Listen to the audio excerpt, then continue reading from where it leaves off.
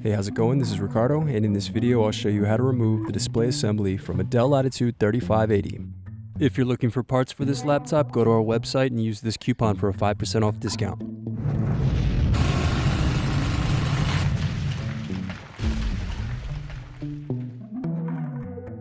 First unscrew, then remove access door.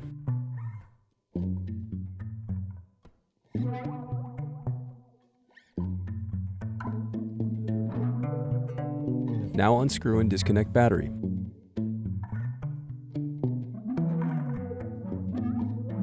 Now unscrew, then remove bracket and disconnect antenna cables. Then remove wireless card.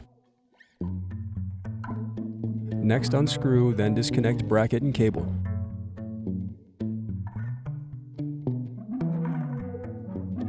Now unscrew and lift hinges from motherboard. Then remove display assembly. Thanks for watching. Don't forget to like and subscribe if you enjoyed this video.